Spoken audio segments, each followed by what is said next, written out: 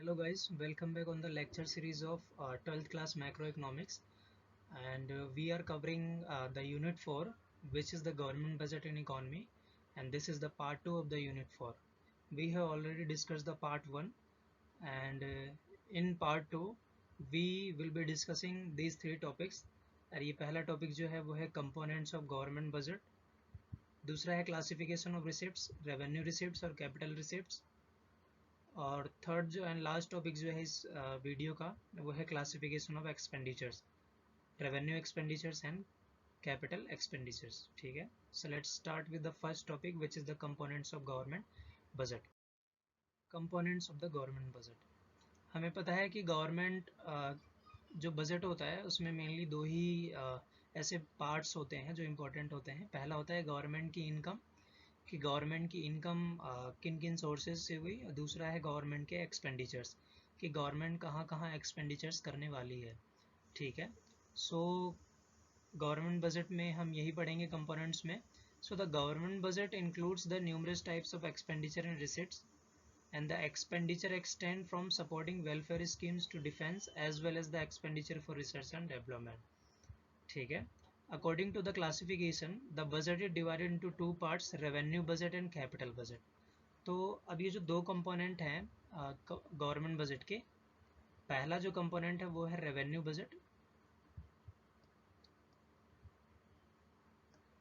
Budget, और जो दूसरा कंपोनेंट है वो है कैपिटल बजट.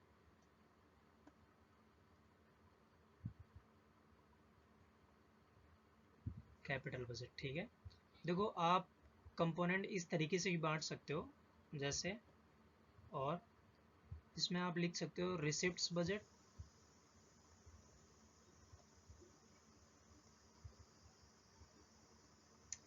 और दूसरा जो है वो एक्सपेंडिचर बजट.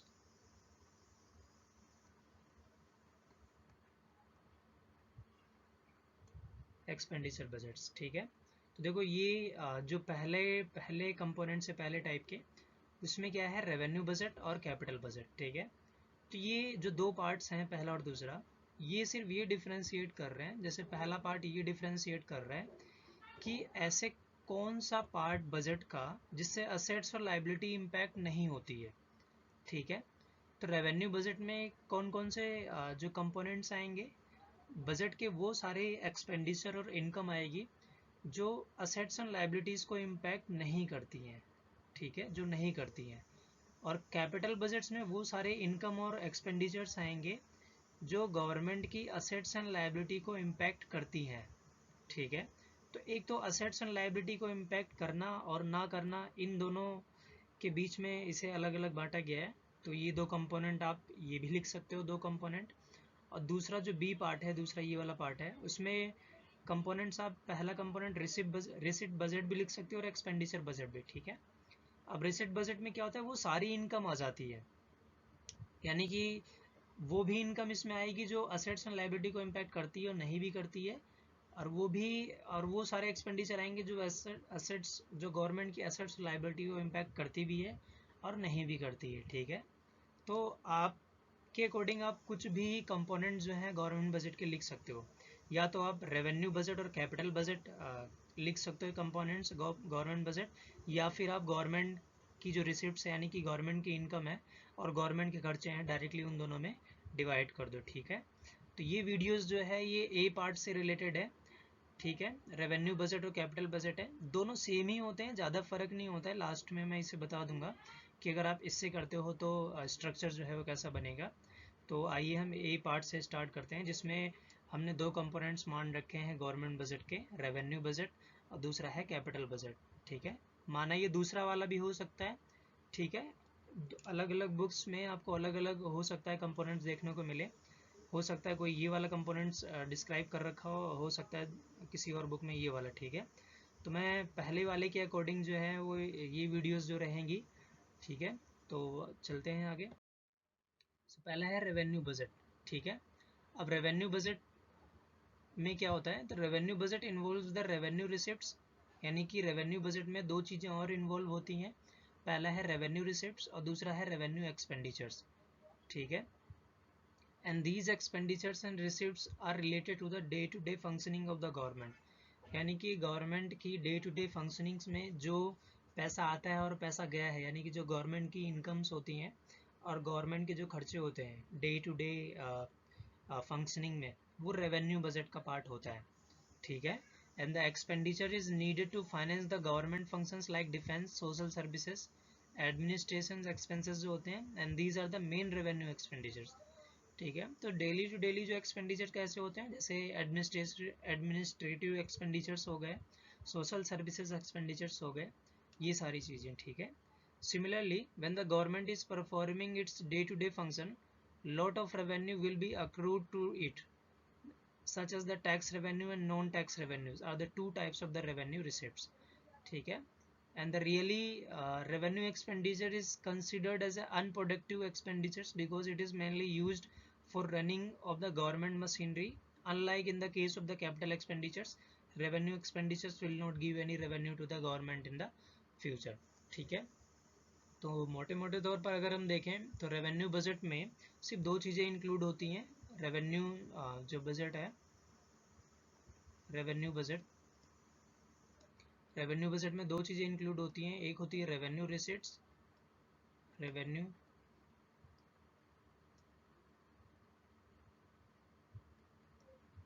रिसिट्स, और दूसरा होता है रेवेन्यू एक्सपेंडिचर्स, ठीक है। अब ये बात हमेशा याद रखना कि रेवेन्यू बजट में अगर रेवेन्यू रिसिप्ट्स या एक्सपेंडिचर्स में कुछ चेंजेस आ रहे हैं तो गवर्नमेंट की जो असेट्स और लाइबिलिटी होती है, असेट्स एंड लाइबिलिटी, इन पे कोई भी फ़र्क नहीं पड़ता है, ठीक है। ना तो गवर्नमेंट की असेट्स लाइबिलिटी कमियाँ ज़्यादा होंगी और ना ही लाइबिलिटी या असेट्स में कुछ चेंजेस देखने को मिलेंगे। तो रेवेन्यू बजट दो कंपोनेंट होते हैं इसके अंदर भी, रेवेन्यू रिसिप्ट्स और रेवेन्यू एक्सपेंडिचर, जिसका गवर्नमेंट की असेट्स एंड लाइबिलिटी पर कोई इम्पैक्ट नहीं होता है और ये डे टू डे फंक्शनिंग में यूज होता है, ठीक है। तो रेवेन्यू रिसिप्ट्स, तो देखो अभी हमने पढ़ा कि रेवेन्यू बजट में दो कंपोनेंट्स होते हैं इसके अंदर। पहला जो कंपोनेंट होता है वो होता है रेवेन्यू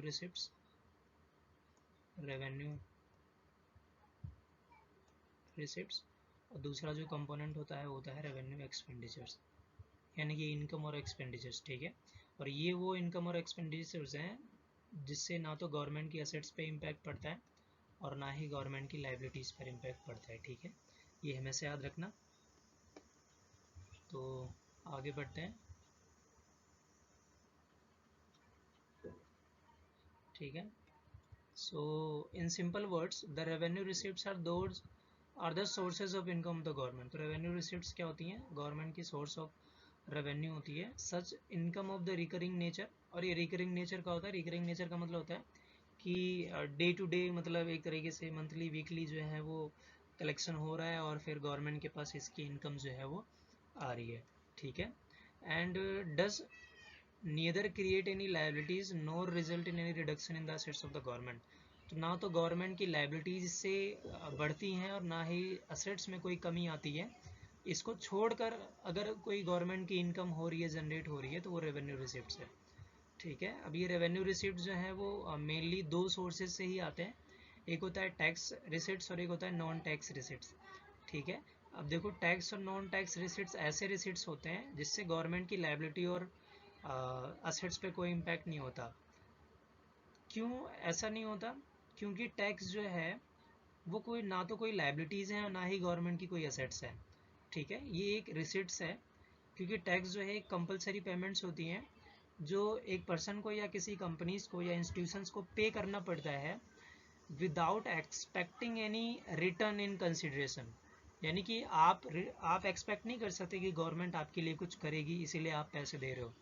टैक्स एक कंपलसरी पेमेंट्स होती है, तो गवर्नमेंट की कोई रिस्पॉन्सिबिलिटी नहीं होती है कि गवर्नमेंट आपसे अगर टैक्स ले रही है तो मतलब गवर्नमेंट हैज़ टू बी, मतलब आपके बारे में, मतलब ये सब ऐसा कुछ आपके बेनिफिट्स के लिए कुछ करना पड़ेगा, तो ऐसा ज़रूरी नहीं है, ठीक है। इसीलिए ना तो गवर्नमेंट की लाइबिलिटी इंक्रीज होती है या डिक्रीज होती है, ना तो गवर्नमेंट की असेट्स डिक्रीज और इंक्रीज होती है, ठीक है। यानी कि असेट्स और लाइबिलिटी का कोई भी इम्पैक्ट नहीं पड़ता है रेवेन्यू रिसिट्स में। रेवेन्यू रिसिट्स के जो मेनली जो टू सोर्सेज होते हैं गवर्नमेंट रेवेन्यू के, वो पहला होता है टैक्स का और दूसरा होता है नॉन टैक्स का। अब टैक्स रेवेन्यू क्या होते हैं? टैक्स क्या होता है मैंने बताया, टैक्स एक कंपलसरी पेमेंट होती है जो किसी व्यक्ति या किसी पर्सन और कंपनीज को पेमेंट करनी पड़ती है without expecting any return in consideration, यानी कि आपको उसके बदले कुछ मिलने की आशा नहीं कर सकते कि आपको मिलेगा। आप टैक्स दे रहे हो तो उसके बदले गवर्नमेंट कुछ करेगी, आप वेट कर रहे हो कि 6 महीने हो गए 7 महीने हो गए गवर्नमेंट ने कुछ किया नहीं क्योंकि मैंने टैक्स पे किया, ऐसा नहीं होता है। तो टैक्स क्या होता है? टैक्स एक कंपलसरी पेमेंट होता है जो सभी को, जो भी जिसकी इनकम है या फिर जो भी रह रहा है इस इकोनॉमी में उसको पेमेंट करनी पड़ती है, ठीक है। सो टैक्स की अगर बात करें तो गवर्नमेंट का जो रेवेन्यू रिसिप्ट्स है वो टैक्स जो है वो मेन सोर्स ऑफ इनकम है। तो गवर्नमेंट को मैक्सिमम जो प्रोपोर्शन होता है इनकम का गवर्नमेंट को टैक्स से ही आता है, ठीक है। और यहाँ दो टाइप्स के टैक्स होते हैं, एक होता है डायरेक्ट टैक्स और एक होता है इनडायरेक्ट टैक्स। अब मेनली अगर मैं बता दूँ तो डायरेक्ट टैक्स वह टैक्स होता है कि अगर टैक्स आप पे लगाया गया है तो वो आप ही उस टैक्स को भरोगे, फिल करोगे, आपको ही जमा कराना पड़ेगा वो टैक्स जो है, आपकी ही रिस्पॉन्सिबिलिटीज़ बनती हैं कि आप उस टैक्स को भरो, ठीक है। पर इनडायरेक्ट टैक्स में ऐसा नहीं होता, गवर्नमेंट टैक्स किसी और पे लगाती है और भरता कोई और है इससे। या फिर ऐसे बोल सकते हो कि गवर्नमेंट ने टैक्स लगाया किसी और पे पर इसका पैसा कोई और दे रहा है, ठीक है, तो इसे हम इनडायरेक्ट टैक्स बोलते हैं। अब डायरेक्ट इसे देख लेते हैं। सो डायरेक्ट टैक्स क्या होता है? Direct tax is one of the final burden of which is borne by the person on whom it is imposed, यानी कि जिस पे लगाया गया है उसी को टैक्स का बर्डन जो है वो पे करना पड़ेगा, ठीक है। Such as the income tax, corporation tax, house property, wealth tax and gift tax. तो इनकम टैक्स कैसे हुआ? क्योंकि इनकम, आपकी इनकम अगर 5 लाख से या जो स्लैब रेट है उससे ऊपर हो जाता है तो जिस पे लगाया गया मान लेते एक ही है तो इसी को टैक्स देना पड़ेगा। क्या ये किसी, तो बर्डन जो है टैक्स का वो ए पर ही आता है, ये शिफ्ट नहीं कर सकता, ठीक है। और इनडायरेक्ट टैक्स में क्या होता है? Indirect tax is imposed on one person but paid partly और wholly by the another person, ठीक है। जैसे कस्टम ड्यूटी हो गई, एक्साइज ड्यूटी हो गई, एंटरटेनमेंट टैक्स हो गया और जीएसटी हो गई, गुड्स एंड सर्विसेज टैक्स। तो ये ऐसे टैक्स होते हैं जिसपे लगाया गया है ए पे, पर ए जो है वो बी से वसूल लेता है पैसे, ठीक है। जैसे आपने देखा होगा अगर आप कोई सामान खरीदने जाते हो तो एक्चुअल में जो जीएसटी लगती है वो किस पे लगती है? जो प्रोड्यूसर्स होते हैं यानी कि जो सेलर्स होते हैं, रिटेलर्स होते हैं, उन पे लगती है। और प्रोड्यूसर्स क्या करते हैं? उन टैक्स का जो अमाउंट है वो किससे चार्ज करते हैं? कस्टमर से चार्ज करते हैं। तो एक्चुअल में बर्डन लगाया गया टैक्स प्रोड्यूसर्स पे, पर एक्चुअल में पे कौन कर रहा है? कस्टमर्स कर रहे हैं। तो इसका मतलब बर्डन यहाँ क्या हो गया? टैक्स का शिफ्ट कर दिया प्रोड्यूसर्स ने। तो ये क्या है? इनडायरेक्टली टैक्स है, ठीक है, इनडायरेक्ट टैक्स है। तो ये जो दो सोर्सेज हैं डायरेक्ट और इनडायरेक्ट टैक्स यानी कि जो टैक्स में आते हैं, ये मेन सोर्स हैं गवर्नमेंट की इनकम के, ठीक है। अब बात करते हैं नॉन टैक्स रिसिप्ट्स की। सो नॉन टैक्स रिसिप्ट्स वो रिसिप्ट्स होते हैं जो अदर देन टैक्स के टैक्स से गवर्नमेंट को इनकम जनरेट होती है, ठीक है। ये रिसिप्ट्स जो होते हैं यानी कि जो नॉन टैक्स रिसिप्ट्स होते हैं, non tax receipts are those receipts which arises from sources other than tax, यानी कि टैक्स के अलावा अगर गवर्नमेंट को कहीं से इनकम जनरेट हो रही है तो वो नॉन टैक्स रिसिप्ट्स का पार्ट होता है, ठीक है। तो देखते हैं कुछ एग्जांपल इसके, जैसे हो गया इंटरेस्ट। तो इंटरेस्ट तो जो सेंट्रल गवर्नमेंट होती है कभी कभी यानी कि जो मेन गवर्नमेंट, यूनियन गवर्नमेंट या सेंट्रल गवर्नमेंट जो भी आप बोलो, वो क्या करती है, जो उसे लोअर लेवल की गवर्नमेंट्स होती है उन्हें कभी फंड्स की ज़रूरत होती है, चाहे वो डेवलपमेंट पर्पस के लिए हो या फिर लोन, उन्हें भी लोन पेमेंट करना हो जिसके लिए वो लोन ले रहे हैं सेंट्रल गवर्नमेंट से, ये सारी चीज़ें, ठीक है। तो जो सेंट्रल गवर्नमेंट होती है वो state government, UTs, union territories हो गया, लोकल गवर्नमेंट हो गई, इनको क्या करती है? इनको लोन प्रोवाइड करती है जब इन्हें फंड्स की ज़रूरत होती है, और इसके बदले इनसे क्या चार्ज करती है? इंटरेस्ट रेट चार्ज करती है, ठीक है। और ये जो इंटरेस्ट रेट होता है ये गवर्नमेंट की इनकम होती है, ठीक है। और दूसरा जो एग्जांपल है नॉन टैक्स रिसिप्ट्स का वो है फीस।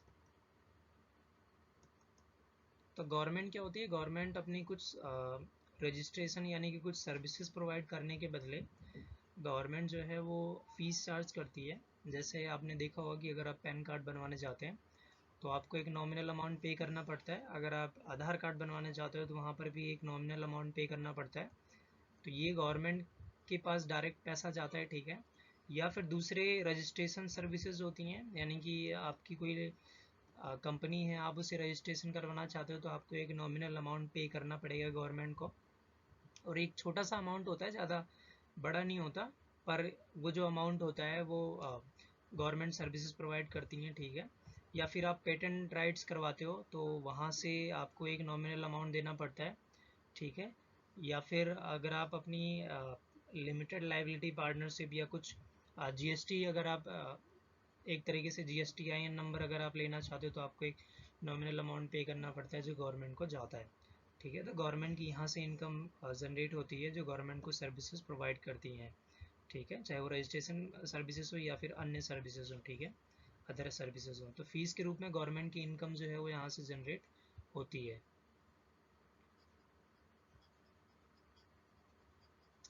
और देखते हैं, तो तीसरा जो पार्ट है वो है लाइसेंस फ़ी।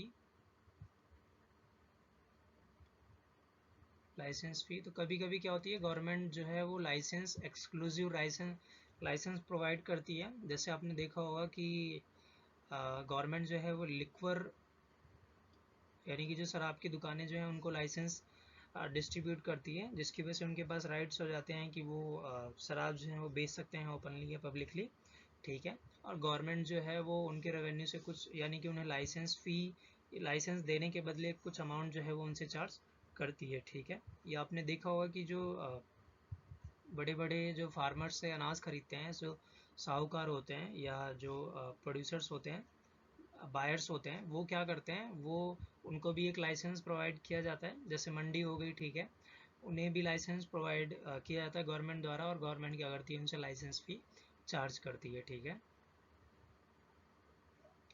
एंड तीसरा जो पॉइंट है वो है fines and penalties. Fines and penalties, तो आपने देखा होगा कि गवर्नमेंट जो है फाइन्स एंड पेनल्टीज इम्पोज करती है लॉ एंड ऑर्डर को मेंटेन करने के लिए, ठीक है। और ये फाइन्स एंड पेनल्टीज जो है ये भी नॉन टैक्स रिसिप्ट्स का पार्ट है। अब आपने देखा होगा कि अगर आप हेलमेट्स नहीं पहन रखे हैं तो आपको आपका चालान कटेगा, या फिर अगर आप गवर्नमेंट रेड लाइट क्रॉस करते हो तब आपका चालान कटेगा, या फिर आप बिना टिकट ट्रैवलिंग कर रहे हो तो वहाँ से जो आपको फाइन्स लगेंगे, अ, वो जो होगा वो इसका पार्ट है फाइन्स एंड पेनल्टीज़ का। तो ऐसे बहुत सारे एक तरीके से types of fines and penalties होते हैं जिससे गवर्नमेंट की रेवेन्यू जनरेट होती है, इनकम जनरेट होती है, ठीक है। और ऐसा नहीं है कि गवर्नमेंट इनकम जनरेट करने के लिए ये सारी चीज़ें इम्पोज करती हैं, लगाती हैं फाइन्स एंड पेनल्टीज़। ये लोगों के बिहेवियर में बिहेवियरल चेंजेस लाने के लिए इन्हें इम्पोज करती है, फाइन्स एंड पेनल्टीज़ लगाती हैं, ताकि उनका बिहेवियर जो है वो एक अच्छे नागरिक से मिले, ठीक है। जैसे आप हेलमेट लगाते हो, हेलमेट आपको लगाना चाहिए, तो ये आपके लिए है, गवर्नमेंट इसलिए पैसा चार्ज करती है ताकि ताकि आप हेलमेट लगाओ और आपकी आपकी सुरक्षा और आपसे जुड़े हुए जो लोग हैं उनकी सुरक्षा भी निश्चित की जा सके, ठीक है, सर्टेन की जा सके। तो फाइन्स एंड पेनल्टीज़ जो है वो गवर्नमेंट जो है वो इम्पोज करती है, ठीक है। इससे गवर्नमेंट की रेवेन्यू इनकम जो है वो जनरेट होती है। और नॉन टैक्स रिसिप्ट्स कौन से होते हैं, नेक्स्ट है हमारा एस सीट्स। एस सीट्स क्या होता है देखते हैं इसे। एस सीट्स, तो एस सीट्स वो गवर्नमेंट की रेवेन्यूज होती हैं। जैसे कोई व्यक्ति है, वो बिना बिना अपनी संपत्ति किसी को लिखे हुए वो मर जाता है, अगर चला जाता है, ठीक है, तो वो गवर्नमेंट की संपत्ति हो जाती है, ठीक है। यानी कि वो गवर्नमेंट की संपत्ति हो जाती है, और गवर्नमेंट जो है उसको रेंट पर देकर या लीज पर देकर जो इंटरेस्ट या जो रेंट कमाती है, वो जो इनकम जनरेट होती है उस असेट से, उस संपत्ति से, उस वेल्थ से, उसे हम एसेट्स बोलते हैं, ठीक है। यानी कि कोई व्यक्ति अगर अपनी विल किसी को लिखे हुए अगर चला जाता है, ठीक है, तो वो गवर्नमेंट की संपत्ति मान ली जाती है। और गवर्नमेंट की संपत्ति जब मान ली जाएगी तो गवर्नमेंट जो है उसको रेंट पे लगाकर या लीज पे लगाकर उससे जो इंटरेस्ट रेट रेंट कमाती है उसे हम क्या बोलते हैं, एसेट्स बोलते हैं, ठीक है। तो वो उससे अगर इनकम जनरेट हो रही है तो उसे एसेट्स कहा जाता है, ठीक है। तीसरा है गिफ्ट्स एंड ग्रांट्स। तो गवर्नमेंट को भी कभी कभी गिफ्ट्स एंड ग्रांट्स मिलते हैं फॉरेन कंट्रीज से, ठीक है। तो ऐसे केस में भी ये भी जो है गवर्नमेंट की नॉन टैक्स रिसिप्ट कही जाती है, ठीक है। नेक्स्ट है फॉर फीचर्स। फॉर फीचर्स इसमें क्या होता है कि गवर्नमेंट यानी कि जो कोर्ट ने कोई एक तरीके से ऑर्डर दिया और आप उस ऑर्डर को नहीं मान रहे हो, तो गवर्नमेंट क्या कर जो कोर्ट क्या करती है, तो कोर्ट जो है वो आपके ऊपर फाइन्स इम्पोज करती है, ठीक है, पेनल्टीज लगाती है। एक तरीके से ये फाइन्स एंड पेनल्टीज के अंदर ही है, पर ये कोर्ट इसे इम्पोज करती है, तो ये भी वो गवर्नमेंट के फंड्स में ही जाता है, तो इसीलिए इसे हम फॉरफीचर्स बोलते हैं, ठीक है। फॉरफीचर्स का मतलब है फॉरफीट करना, जब्त कर लेना, ठीक है। And the last point is the non tax receipt is the special assessment. ये इंपॉर्टेंट है समझना। तो आइए देखते हैं स्पेशल असेसमेंट क्या होता है।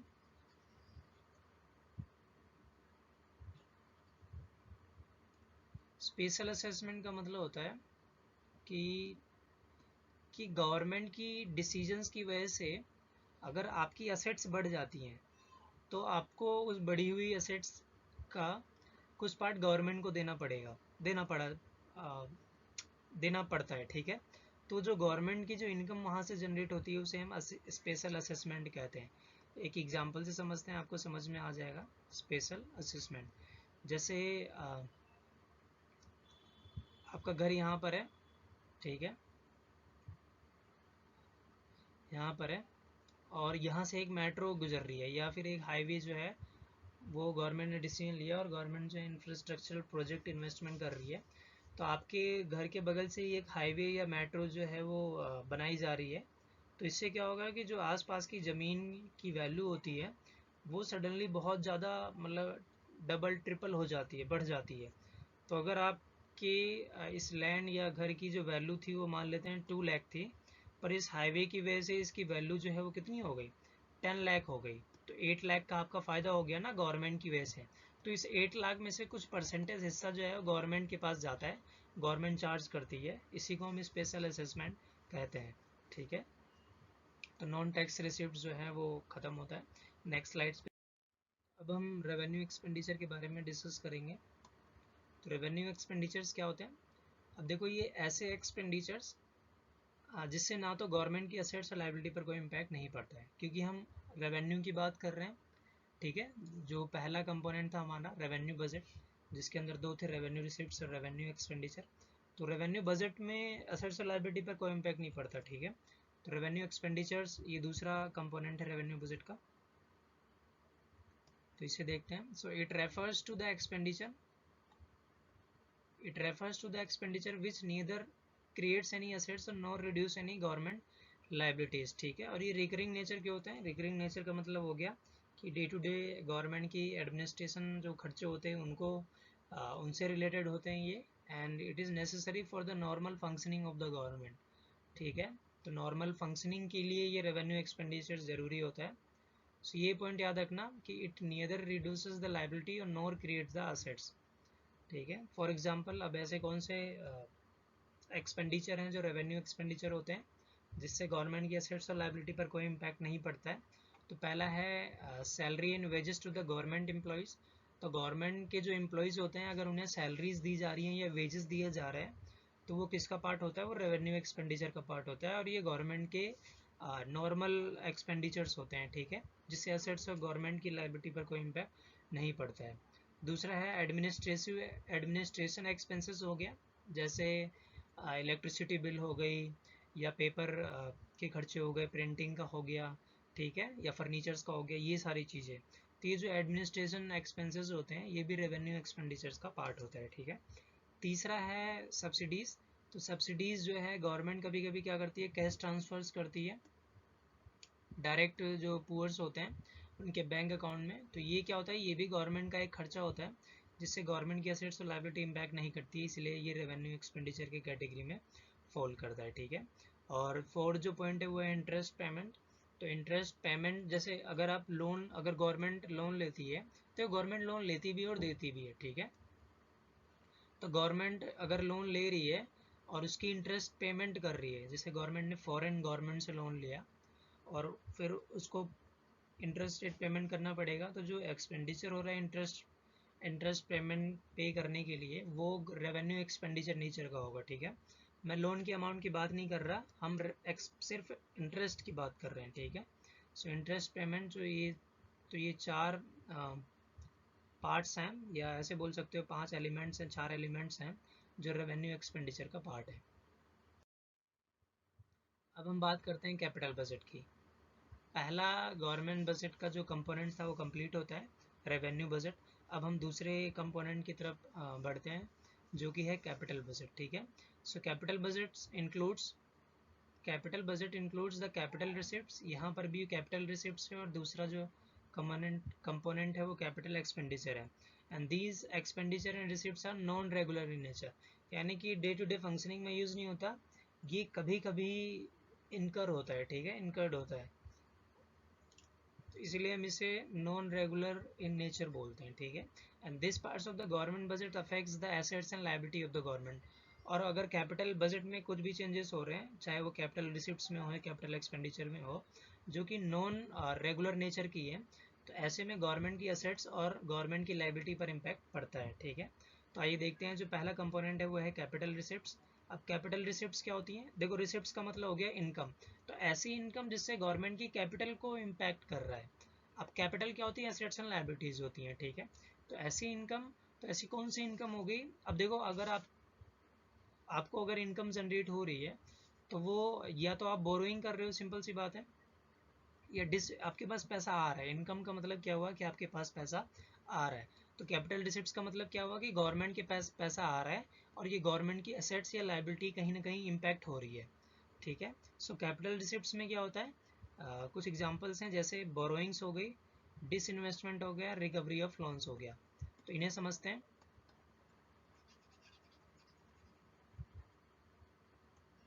ठीक है। तो बोरोइंग से कैसे असेट्स और लायबिलिटी इम्पैक्ट हो रहा है? जैसे अगर गवर्नमेंट किसी से बोरो करती है, लोन लेती है, तो एक तरीके से उसकी रिस्पॉन्सिबिलिटी बन जाती है कि फ्यूचर में उसे पेमेंट करनी पड़ेगी। तो गवर्नमेंट, अगर सेंट्रल गवर्नमेंट जो है वो किसी मान लेते हैं आईएमएफ से लोन ले रही है, तो ये लोन लेगी, ठीक है, तो ये लोन की रीपेमेंट भी करनी पड़ेगी ना। तो जब लोन लेती है, तो सेंट्रल गवर्नमेंट की रिस्पॉन्सिबिलिटी क्रिएट हो जाती है कि आईएमएफ को पैसा हमें रिटर्न करना है फ्यूचर डेट में, ठीक है। तो जब लोन लिया जाता है, जब बोरो किया जाता है, तो गवर्नमेंट की जो लाइबिलिटीज़ होती हैं पे करने की, वो इंक्रीज़ हो जाती है। तो बोरोइंग से क्या होता है? बोरोइंग से गवर्नमेंट की लाइबिलिटीज़ जो हैं वो क्या होती हैं? इंक्रीज़ होती हैं। तो ये गवर्नमेंट की कैपिटल को इम्पैक्ट कर रहे हैं। तो गवर्नमेंट की यहाँ से लाइबिलिटीज़ जो हैं वो क्या होती हैं? इंक्रीज़ हो जाती हैं लाइबिलिटीज़, ठीक है। डिसइन्वेस्टमेंट का मतलब क्या होता है? गवर्नमेंट अपनी जो संपत्ति है, एसेट्स है, उसे बेच रही है। उसे हम इन्वेस्टमेंट का मतलब होता है खरीदना, और डिसइन्वेस्टमेंट का मतलब होता है बेचना। तो बेचने से क्या होगा? हमें इनकम प्राप्त होगी, तो इसका मतलब ये रिसिप्ट्स पार्ट है। अब कैपिटल रिसिप्ट्स में क्या होगा कि डिसइन्वेस्टमेंट में क्या होगा कि जैसे मान लेते हैं गवर्नमेंट की कोई कंपनी है, तो ये गवर्नमेंट की एसेट्स है, ठीक है। और गवर्नमेंट क्या करती है? इसे इसे डिसइन्वेस्टमेंट कर रही है, बेच रही है। तो इसका मतलब गवर्नमेंट की जो असेट्स है वो क्या हो रही है? कम हो रही है। तो डिसइन्वेस्टमेंट की वजह से असेट्स जो है वो गवर्नमेंट की क्या होती है? कम हो जाती है। अगर हम एग्जांपल दें, तो एलआईसी एक बेस्ट एग्जांपल होगा। जैसे गवर्नमेंट का जो पूरा ऑनरशिप था वो 100% था पहले, यानी कि ये एलआईसी का जितनी भी एसेट्स थी वो गवर्नमेंट ओन थी, गवर्नमेंट की थी। पर गवर्नमेंट ने 10% जो है क्या कर दिया? डिसइन्वेस्टमेंट कर दिया, एक तरीके से 10% इसका जो है वो बेच दिया। तो अब गवर्नमेंट की जो ऑनरशिप है या असेट्स पर जो ऑनरशिप है वो कितनी बची? सिर्फ 90% बची। तो गवर्नमेंट की असेट्स जो है वो 10% से कम हो गई। तो डिसइन्वेस्टमेंट करने से असेट्स जो है वो कम होता है, ठीक है। और रिकवरी ऑफ लोन्स, तो हमने बताया था कि सेंट्रल गवर्नमेंट जो है वो स्टेट गवर्नमेंट, यूनियन टेरिटरीज को लोन देती है, और जो लोन दिया था उन्होंने, तो गवर्नमेंट की असेट्स बढ़ी होंगी, ठीक है। तो एक तरीके से लोन देना तो खर्चा हो गया ना गवर्नमेंट का। तो अगर वो लोन रिकवर कर रही है दोबारा, तो जब लोन दिया था, तो जिसको दिया था वो डेटर होता है, और डेटर जो है वो एक असेट्स के रूप में होता है, ठीक है। जो डेटर होता है, यानी कि जो पैसा लेने वाला है, ठीक है, वो गवर्नमेंट के पॉइंट ऑफ व्यू से देखा जाए तो ये एक असेट्स होती है गवर्नमेंट की। और जब इससे पैसा दोबारा रिकवर किया जाता है, तो डेटर क्या होते हैं? कम हो जाते हैं, ठीक है। मान लेते हैं गवर्नमेंट ने ए को पैसा दे रखा है, बी को भी पैसा दे रखा है, और सी को भी पैसा दे रखा है, ठीक है। अब गवर्नमेंट, अब ये जो पैसा ए बी सी दे रखा है, तो गवर्नमेंट को इनको फ्यूचर में इनकम जनरेट होगी गवर्नमेंट की इनसे, है ना। तो गवर्नमेंट के लिए क्या है? A B C interest rate है, इन्हें डेटर कहा जाता है, ठीक है। और ये डेटर जब लास्ट में यानी कि फ्यूचर किसी डेट पर जब पेमेंट करेंगे, ठीक है, तो ये डेटर क्या होते हैं, असेट्स होते हैं। और जब फ्यूचर पेमेंट करेंगे ये फ्यूचर में, तो ए मान लेते हैं ए ने पेमेंट कर दी गवर्नमेंट की, तो कितने डेटर बची, कितने असेट्स बची गवर्नमेंट के पास, 2। बी ने भी पेमेंट कर दी है, सी ने भी पेमेंट कर दी। तो जब रिकवरी ऑफ लोन, जो गवर्नमेंट लोन को रिकवर कर दी है ए से, बी से, सी से, या जिनको लोन दे रखा है, तो डेटर्स जो है वो कम हो जाते हैं, यानी कि गवर्नमेंट की असेट्स जो है वो क्या हो जाती है, कम हो जाती है, ठीक है। तो अगर गवर्नमेंट की असेट्स कम हो रही हैं तो ये तो कैपिटल को इम्पैक्ट कर रहा है गवर्नमेंट के, इसीलिए इन्हें कैपिटल बजट की कैटेगरी का पार्ट है, जो कि कैपिटल रिसिप्ट्स है। यानी कि ऐसी इनकम गवर्नमेंट की जिससे गवर्नमेंट की असेट्स जो है वो रिड्यूस हो रही हैं, और गवर्नमेंट की लाइबिलिटीज़ जो है वो क्या हो रही है, बढ़ रही हैं। ये इंपॉर्टेंट पॉइंट है, इसे ध्यान रखना कि कैपिटल रिसिप्ट्स में गवर्नमेंट की लाइबिलिटीज़ इंक्रीज होती हैं और गवर्नमेंट की असेट्स जो हैं वो क्या होती हैं, डिक्रीज होती हैं, ठीक है। और ये हमने एग्जांपल दिया था borrowing, disinvestment and recovery of loans. Next है कैपिटल एक्सपेंडिचर। अब गवर्नमेंट के ऐसे खर्चे जिससे गवर्नमेंट की असेट्स और लायबिलिटी इंपैक्ट होती है, तो देखते हैं ऐसे कौन से खर्चे होते हैं। So those expenditures, government expenditures which affect the assets and liability of the government, ठीक है। अब इसमें क्या होता है, ये कुछ एग्जांपल्स हैं जो ये ऐसे खर्चे हैं जिससे गवर्नमेंट की असेट्स और लायबिलिटी इंपैक्ट होती है। जैसे इन्वेस्टमेंट, तो इन्वेस्टमेंट जो है वो एक तरीके से गवर्नमेंट का एक्सपेंडिचर है, ठीक है। पर इससे क्या होता है, जब कहीं गवर्नमेंट इन्वेस्टमेंट करती है, मान लेते हैं स्कूल बना रही है और हॉस्पिटल्स क्रिएट कर रही है, रोड्स बना रही है, ठीक है, या फिर एक तरीके से ब्रिजेस, हाईवेज, ये सब प्रोड्यूस कर रही है, पब्लिक गुड्स प्रोड्यूस कर रही है, तो ये तो असेट्स हैं, ठीक है। तो गवर्नमेंट की असेट्स इससे क्या होती हैं, बढ़ती हैं। तो इन्वेस्टमेंट करने से गवर्नमेंट की जो असेट्स होंगी वो इंक्रीज होंगी, ठीक है। तो असेट्स पे इम्पैक्ट पड़ रहा है, मतलब ऐसे खर्चे जो असेट्स और लाइबिलिटी को इम्पैक्ट करें। तो अभी हमने देखा कि इन्वेस्टमेंट एक ऐसा खर्चा है जिससे गवर्नमेंट की असेट्स जो हैं क्या होती हैं, बढ़ती हैं, ठीक है। तो गवर्नमेंट की इससे असेट्स क्या हो रही हैं, बढ़ रही हैं। लैंडिंग है, तो गवर्नमेंट लैंडिंग का मतलब होता है उधार देना। तो गवर्नमेंट अगर उधार दे रही है, अगर गवर्नमेंट उधार देती है किसी से, किसी को देती है, तो असेट्स क्या होते हैं उसके, बढ़ते हैं, मैंने बताया था। जैसे मैंने एग्जांपल दिया था कि सेंट्रल गवर्नमेंट ने ए को लोन दिया, बी को लोन दिया, सी को लोन दिया, तो ये ए बी सी क्या है, डेटर है, और डेटर क्या होता है, असेट्स होते हैं। तो इसका मतलब जितने ज़्यादा लोगों को अगर वो लोन देगी, लैंड करेगी, उतने ज़्यादा गवर्नमेंट्स के डेटर होंगे, यानी कि डेटर का मतलब असेट्स होंगे। तो अगर गवर्नमेंट ने ज़्यादा लोगों को लोन दे रखा है, लैंड कर रखा है, तो गवर्नमेंट की असेट्स क्या होती है, इससे इंक्रीज होती है, ठीक है। तो यहाँ पर भी लैंडिंग से गवर्नमेंट की असेट्स जो है क्या होती है, इंक्रीज होती है। तीसरा है डिफेंस रिलेटेड परचेज। गवर्नमेंट जो है वो एक्सपेंडिचर कर रही है जो वेपन्स हैं उन्हें परचेज करने में, मिसाइल्स परचेज करने में, हेलीकॉप्टर्स परचेज करने में। तो ऐसे में क्या होता है, गवर्नमेंट जो है वो एक्सपेंडिचर करती है, और गवर्नमेंट उनके बदले उन्हें क्या मिलता है, कुछ वेपन्स मिलते हैं, ठीक है, और या फिर मिसाइल्स मिलती हैं। तो ये सारी चीज़ें क्या हैं, ये गवर्नमेंट के लिए एक असेट्स के रूप में काम करती हैं, और जिससे गवर्नमेंट की असेट्स क्या होती हैं, बढ़ती हैं, ठीक है। Repayment of loan. अब गवर्नमेंट भी लोन लेती है। तो गवर्नमेंट ने, मान लेते हैं आईएमएफ से लोन लिया, तो आईएमएफ ने गवर्नमेंट को लोन दिया, ठीक है, लोन दिया। अब गवर्नमेंट को पेमेंट करनी पड़ेगी। तो देखो, जो गवर्नमेंट को पेमेंट करनी पड़ेगी, तो गवर्नमेंट ने जब आईएमएफ से लोन लिया था, तो देखो आईएमएफ के पॉइंट ऑफ व्यू से देखा जाए तो गवर्नमेंट जो है वो डेटर है, ठीक है, और ये क्रेडिटर है, लोन देने वाला क्रेडिटर होता है, ठीक है, और जिसको लोन दिया गया वो डेटर है। तो आईएमएफ के पॉइंट ऑफ व्यू से तो गवर्नमेंट क्या है, एसेट्स है। पर हम गवर्नमेंट के अगर पॉइंट ऑफ व्यू से देखें, गवर्नमेंट के पॉइंट ऑफ व्यू से, तो गवर्नमेंट को क्या करना पड़ेगा, फ्यूचर डेट में पेमेंट करनी पड़ेगी आईएमएफ को। तो गवर्नमेंट की रिस्पॉन्सिबिलिटी क्या होती है, गवर्नमेंट की रिस्पॉन्सिबिलिटी क्या होती है, बढ़ जाती है। तो मान लेते हैं कि इसने, गवर्नमेंट ने वर्ल्ड बैंक से भी लोन ले रखा है, तो गवर्नमेंट की रिस्पॉन्सिबिलिटी और ज़्यादा बढ़ गई।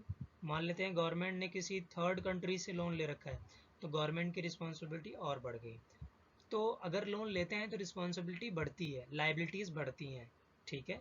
पर अगर लोन पे करते हैं, जिससे लोन लिया था पे करते हैं, तो लाइबिलिटी क्या होती है, कम हो जाती हैं। ठीक है, तो रीपेमेंट ऑफ लोन से गवर्नमेंट की जो लाइबिलिटीज़ होती हैं वो क्या होती हैं, लाइबिलिटीज़ कम हो जाती हैं। ठीक है, तो आई होप आपको कैपिटल एक्सपेंडिचर समझ में आया होगा। तो ये कैपिटल एक्सपेंडिचर्स ऐसे खर्चे होते हैं जिससे गवर्नमेंट की असेट्स जो हैं वो बढ़ती हैं, जिससे गवर्नमेंट की असेट्स क्रिएट होती हैं, बढ़ती हैं, और लाइबिलिटी क्या होती हैं, डिक्रीज होती हैं। सो ओवरव्यू देख लेते हैं कि हमने क्या पढ़ा इस लेक्चर सीरीज में। तो हमने गवर्नमेंट बजट के कंपोनेंट देखे। तो गवर्नमेंट बजट के दो मेनली कंपोनेंट होते हैं, एक होता है रेवेन्यू बजट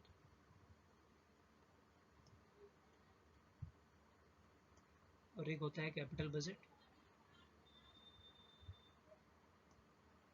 ठीक है, और रेवेन्यू बजट के दो पार्ट्स थे, एक था रेवेन्यू रिसीट्स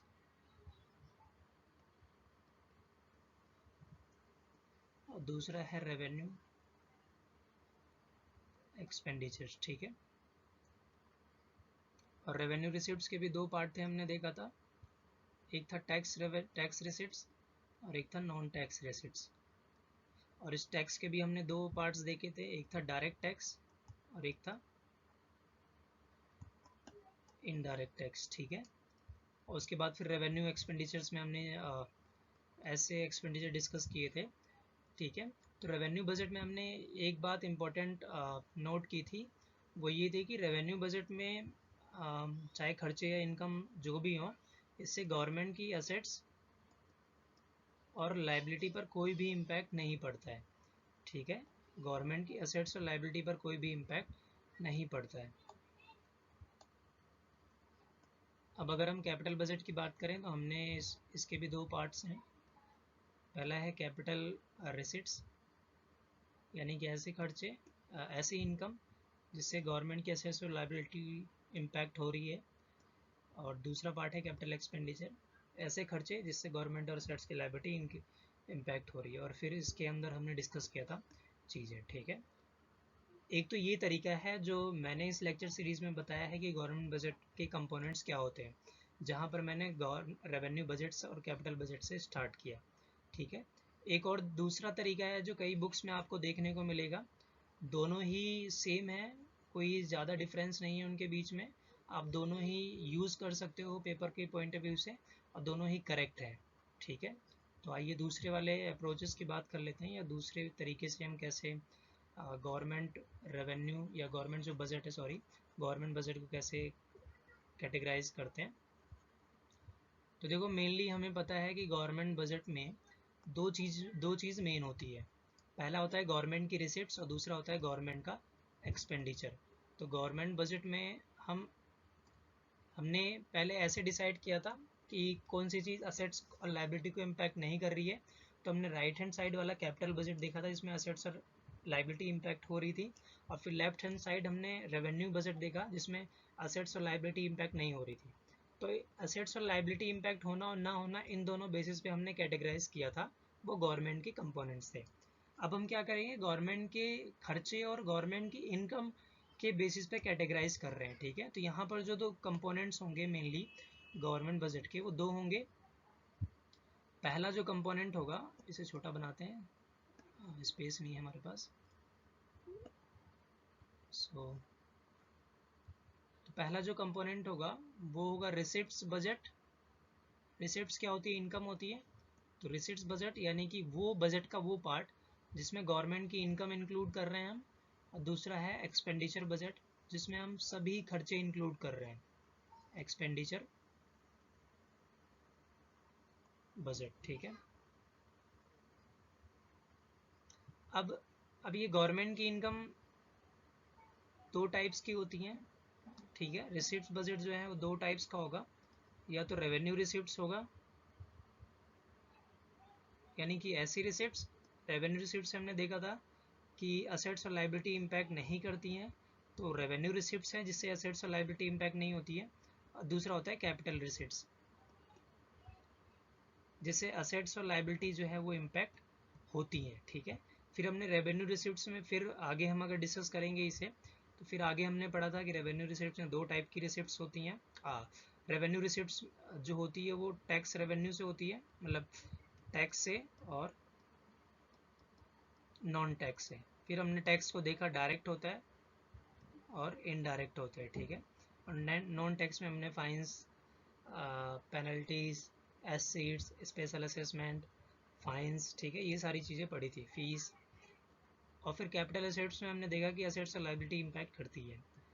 देखो ये जो पूरा पार्ट है ये हमने सिर्फ रेवेन्यू को कंसीडर किया है यहाँ पर, ठीक है, जिसमें असेट्स और लायबिलिटी ऐसे रेवेन्यू भी हैं जो असेट्स एंड लायबिलिटी को इम्पैक्ट कर रहे हैं, जिसे कैपिटल रेवेन्यू कहा जाता है। और ऐसे भी असेट्स एंड लायबिलिटी हैं जिससे असेट्स और लायबिलिटी पर इम्पैक्ट नहीं पड़ रहा है, मतलब ऐसे भी रेवेन्यू है, इनकम है, तो ये इसे हम रेवेन्यू रिसिप्ट्स कहा जाता है, ठीक है। अब ऐसे एक्सपेंडिचर्स जो कैपिटल और गवर्नमेंट की असेट्स और लायबिलिटी को इम्पैक्ट नहीं करती उसे हम रेवेन्यू एक्सपेंडिचर कहते हैं। रेवेन्यू एक्सपेंडिचर जो इम्पैक्ट करती हैं उसे हम कैपिटल एक्सपेंडिचर कहते हैं, ठीक है। तो ये चीज़ें हमने डिस्कस की थी डिटेल्स में। देखो ये चीज़ें हमने डिस्कस की हैं, बस इसको कैटेगराइज करने का तरीका थोड़ा चेंज है, बेसिस चेंज है इसका, तो दोनों ही चीज़ें सेम है। आप अगर गवर्नमेंट बजट्स के कंपोनेंट्स के बारे में पूछा जाता है तो आप ये रिसिप्ट्स बजट और ये एक्सपेंडिचर बजट भी लिख सकते हो, जिसमें दो पार्ट्स और इंक्लूड होते हैं, रेवेन्यू रिसिप्ट्स और कैपिटल रिसिप्ट्स। एक्सपेंडिचर बजट है जिसमें दोनों एक्सपेंडिचर्स होंगे, रेवेन्यू एक्सपेंडिचर और कैपिटल एक्सपेंडिचर।